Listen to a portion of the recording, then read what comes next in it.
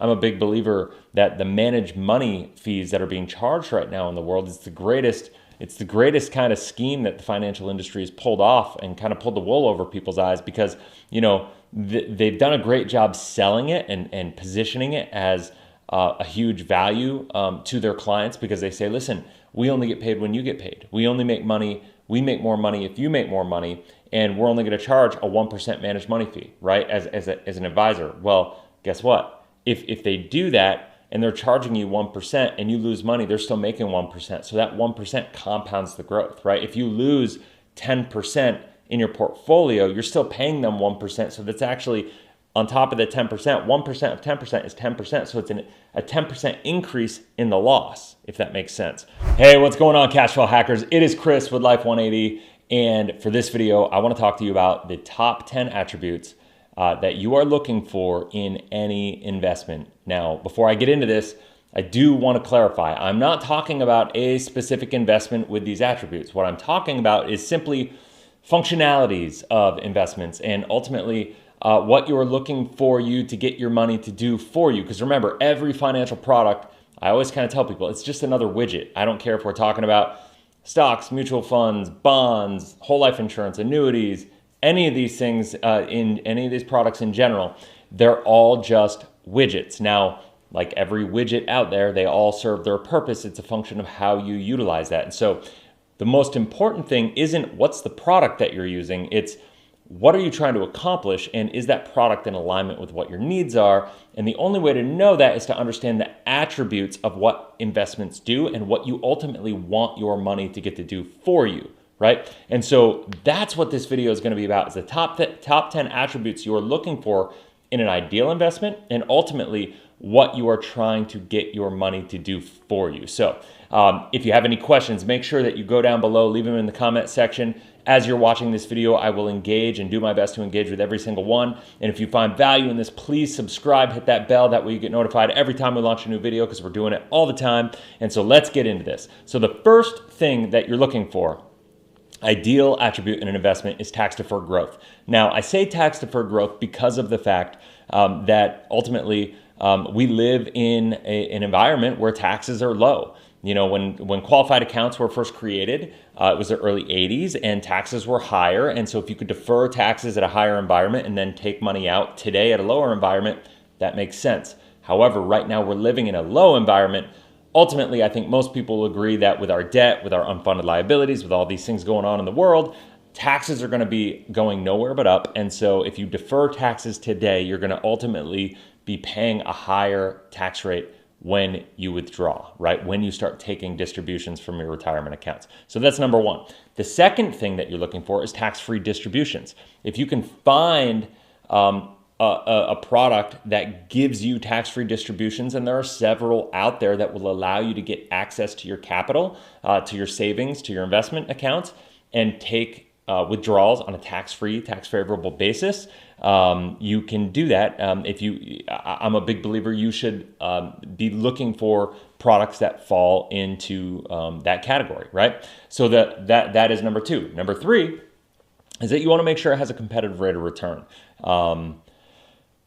This is a big one, right? This is a big misunderstood one. So a competitive rate of return, a lot of people think about a competitive rate of return as the 8 to 10% range as being competitive. I'm not a big believer that that's what you want to be looking for. I'm a big believer you shouldn't be chasing returns. You want to make sure that you have a competitive return, but understanding what the net return is, because a lot of people look at their mutual funds and stocks and all these things, and they look at the returns inside of those, and they're told that the gross return is, say, 6.5% on a year or 7% over a period of time. But when you take out the fact that there's a managed money fee, there's a mutual fund fee, there's all these costs built inside of it. When you back it out, there's usually between 1.5% and 2% fees inside of qualified accounts, inside of 401ks, inside of a lot of managed money accounts, right? So when you look at that, the net, and then you take the taxes, if you don't have it in a tax-deferred growth or a tax-favorable kind of account, a lot of times what will happen is an 8% return will wind up being a net return of 4.5% to 5%. And so that's something to to take into consideration when you're thinking about competitive returns. It's got to take all the fees, all of everything into consideration. And I'm a big believer that the managed money fees that are being charged right now in the world is the greatest. It's the greatest kind of scheme that the financial industry has pulled off and kind of pulled the wool over people's eyes, because they've done a great job selling it and positioning it as a huge value to their clients, because they say, listen, we only get paid when you get paid. We only make money. We make more money if you make more money, and we're only going to charge a 1% managed money fee, right? As an advisor. Well, guess what? If they do that and they're charging you 1% and you lose money, they're still making 1%. So that 1% compounds the growth, right? If you lose 10% in your portfolio, you're still paying them 1%. So that's actually on top of the 10%, 1% of 10% is 10%. So it's a 10% increase in the loss, if that makes sense. And that compounds against you, because every time you lose that money, you got to earn 100% more than that to get back to even, right? And so understanding the long-term parameters and the opportunity cost of that managed money fee, it's astounding to me when people look at that and they realize how much money they're spending on managed money fees to these fee-based planners over a 30-year period. And if you look at that and you realize, oh my word, like literally you could buy a couple houses in some situations with the amount of money. I've seen people paying their advisors in those fees and they had no idea. So the fourth thing that you're looking for are high contribution levels. You want to be able to contribute as much as possible. We've talked a lot about tax-free distribution. We've talked about tax-deferred growth. Obviously, a lot of people are going to think about Roth IRAs when that comes into consideration, but there are a lot of people here that don't even qualify for Roth IRA because you make too much money. And even if you want to contribute to a Roth IRA, you're limited as to how much money you can put inside of that account. And so you need to look for alternatives if you want to be able to get a vehicle that can offer the same benefits, for more money, right? Ultimately, if you want to contribute more money. So high contribution levels, your ability to save as much as you want, when you want, how you want, is a vehicle that's important, or that's an attribute in a vehicle that you're looking for. Number 5, collateralized opportunities. I think a great investment attribute is collateralization, being able to leverage that asset to leverage and have access and gain access to more capital is a big deal, right? Being able to say, like a home is that way, home equity lines of credit, very similar. We utilize a lot of cash value lines of credit inside of life insurance, right? And so those are types of collateralized opportunities. By leveraging an asset, as you gain capital inside of that, as you gain equity inside of an asset and your net worth is going up inside of that asset, you want to make sure that you're able to collateralize that asset and leverage it to be able to get more assets and to be able to buy other investments and grow your net worth even more. And that's ultimately, that collateralization is leverage, and leverage creates wealth. And any multimillionaire is going to tell you that. So number 6 is safety. You want to make sure that you can't lose your money. Albert Einstein said, compounding interest is the 8th wonder of the world. He who knows it earns it. He who doesn't understand it pays it, right? And so that's, I think I got that right. Yeah, I did. So the bottom line is, when you're looking at safety, you want to make sure that you can't lose, because by losing money, you're interrupting compounding. And ultimately, it's going to take a lot more time to make up for it. Because if you lose $1, you have to earn 100% return on that money, on that loss, to be able to get back to even, right? And so the market, if you have $1,000 in an account and the market goes down 50%, think about this. If the market goes down 50%, you're at $500. That $500 needs 100% return, because you need $500 more to get back to even. So that's the concept. So you making sure that your money is safe is important, right? Like uninterrupted compounded growth is extremely important, and making sure that it creates cash flow is also important. But I'll go into there here in a second. So number 7 is no loss provisions. You want to make sure that your money is protected. But when I say no loss provision, I mean your money can't be taken from you in a lawsuit. It can't be taken from you, if you file bankruptcy. It can't be taken from you in a lot of situations. that will come up. For people that are real estate owners, if you're exposed to lawsuits, you want to make sure your assets are protected. If you are an entrepreneur, you want to make sure your assets are protected. And so you want to make sure that whatever vehicle your wealth is being stored inside of, that vehicle and that holding tank is secured and nobody can take it. You cannot have it taken from you. It's a what we call a no loss provision. Number 8. Kind of goes back to what I was talking about with collateralized opportunities, but you want to have guaranteed loan options. So what I mean by that is when you save, as your net worth goes up, you want to make sure that you can get access to loans that tie directly into your net worth, right? Now, this is really important, and I say this is important because I always tell people the market is cyclical. It's not linear. It goes up and it comes down. It goes up and it comes down. The traditional financial world will have you believe that, don't worry, just buy and hold long-term, 30, 40 years into this environment that you have no clarity into, you don't understand. And when you don't have clarity and you don't understand the variables that you're trying to plan for, it's impossible to make a plan, right? And so to me, that's why most people fail, right? So what I'm talking about here is as the market goes up, it's cyclical, so it comes down. When it comes down, being able to access capital is where people get wealthy. When money is tight, when loan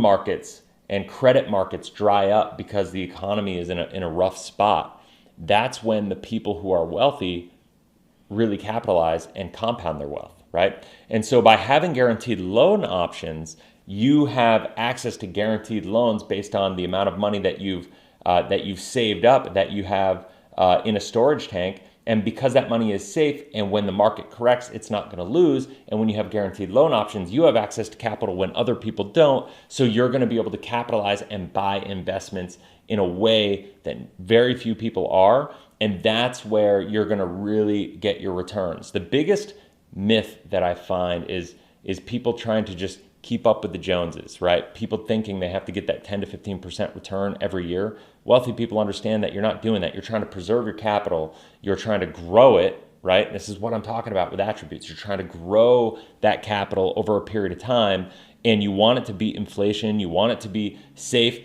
but you're also being opportunistic. Warren Buffett doesn't just invest his money randomly trying to get a 10% return. Warren Buffett keeps his money safe, pulls it out, holds it in cash if necessary, and then waits for an opportunity to find the right companies, the right investments to capitalize on and hit home runs, hit grand slams with those investments. The biggest, to me, myth is that buy and hold, diversify, kind of mindset where you just buy and hold and ride it out, because it just doesn't work. The correlated movement of all the different assets in the world, what used to work doesn't work anymore because all the global markets have come together and move too correlated with each other to have that function the way that people used to be taught how to do it. So number 9, you want unstructured loan payments if possible. So what I mean by that is when you want access to guaranteed loan payments or guaranteed loan options, you want to be able to have unstructured loan payments. So when times get tough and you want access to capital through credit markets, you want to be able to access loans, right, according to how much you've saved and how much your net worth is, so to speak, right? And when you take that loan, you want to make sure that you can pay that loan back on your terms. It's not attached to your credit. It's not attached to anything else. You want to be able to have the flexibility to manage during times of crisis, during times of correction in the markets, where you can go in and let's say you buy real estate with it, right? Like 2008, 2009, people were able to go in and buy houses at 25 cents on the dollar, right? So if you could take that money, go buy those houses, fix them up, get them to where they need to be, rent them out, create cash flow. Now what happens is the market always bounces back, but because it went through this down cycle, you were able to buy a depressed asset at an overly deflated value, right? So you get a huge bargain. And then not only that, you are able to create more cash flow out of it, and you also ride the appreciation, the value of that house all the way up, and that's where you get big returns. And that's how you create wealth. You wait for the right opportunities. And we know that the markets are boom-bust cycles. We go through these boom-bust cycles, right? And so if we know that every 8 to 12 years, the market's typically going to correct, Well, we're not trying to make money during those 8 years everybody else is. We're waiting for that cycle, right? For whatever asset we're looking for. And typically it's stocks, it's real estate, stuff of that nature. And then when we have that opportunity, we buy at that low or near that bottom.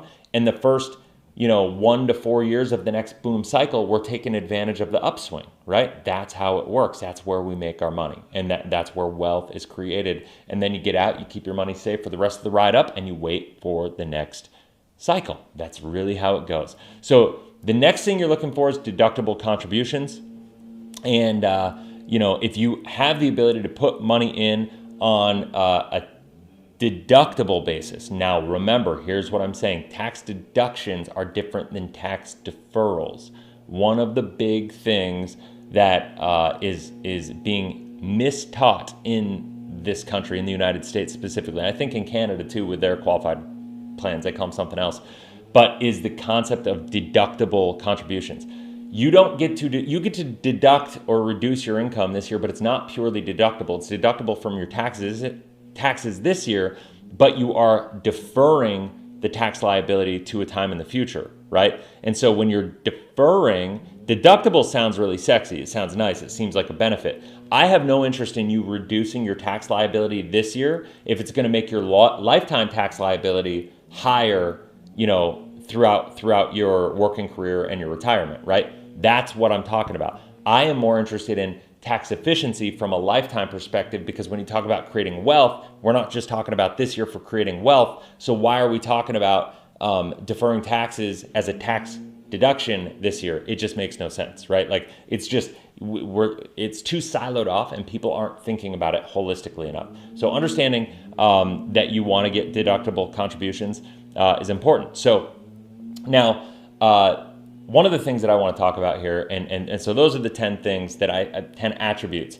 And when a lot of people ask me why I love leveraging whole life insurance as a banking alternative, as a savings alternative, is because when you leverage whole life insurance, it's the only asset that I know that gives you all of these attributes except for one. It doesn't give you deductible contributions, meaning you got to pay your taxes up front. You're paying with post-tax income, post-tax money. And so once you do that, you get the tax deferred growth, you get the tax redistributions, you get what I would call competitive returns. Because if we can keep the money safe in an account earning 4.5% or so, 5% or so over a period of time, and that money was liquid, accessible, and you could put as much money in as you wanted with the high contribution levels, and you were able to leverage that money, whatever capital is in there, as collateral to get access to guaranteed loans with unstructured payments, and you knew you couldn't lose that money, you knew it was protected from creditors.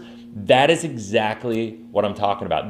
Those are the attributes. And when people ask me why I love whole life insurance as a savings alternative, it's because of that. Now, when it comes to investing, this is why we do cash flow hacking and why we leverage real estate. Because when we talk about, once again, attributes of an investment, real estate is also an investment that you can leverage. There are collateralized opportunities with it. You have the appreciation. It creates cash flow. There's all sorts of amazing things that come along with it.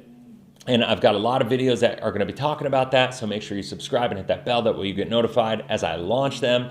Because guess what? When you combine a properly designed whole life insurance policy and you save your money inside of there and you get those competitive returns, and I know 4.5% to 5% doesn't seem like much, but when you compare your net return after taxes, after fees, and everything in your brokerage account, I promise you, it's a pretty competitive return. It really, really is. And anybody who's telling you differently is just uneducated about the matter, and reach out to us if you have any questions about that. We have somebody that can walk you through exactly what I'm talking about there. But when you combine a properly designed whole life insurance vehicle as a storage tank, and then you leverage that storage tank for collateralization to get into real estate, to get into crypto, to get into day trading, to get into all these other assets, and opportunities to create different silos of cash flow, it's a huge opportunity for people. So those are the 10 attributes that you're looking for in an ideal investment. That is why I love whole life insurance. When you add in additional benefits for the whole life insurance, the accelerated benefit riders, the death benefit, the fact that it's self-completing, because as I'm saving, if I do die, there is life insurance attached to it. So it will be self-completing. I will get a death benefit. Whereas if I'm saving money in a retirement account or a savings account and I'm saving up for 2 or 3 years and then I have something tragic happen to me, my family's not going to get taken care of, right? They only get that money. They don't get the life insurance that goes along with it. So I always say life insurance, properly designed whole life insurance policy is the only financial product in the world that will make sure that what you want to happen will happen when you want it to happen, whether you're here to see it or not. So with that, I'm gonna leave this video here. If you have any questions or comments, leave them in the section below. I will do my best to engage. Make sure you check out the videos on the end screen here. And until next video, have a blessed, inspirational day, and we'll talk to you soon. Take care.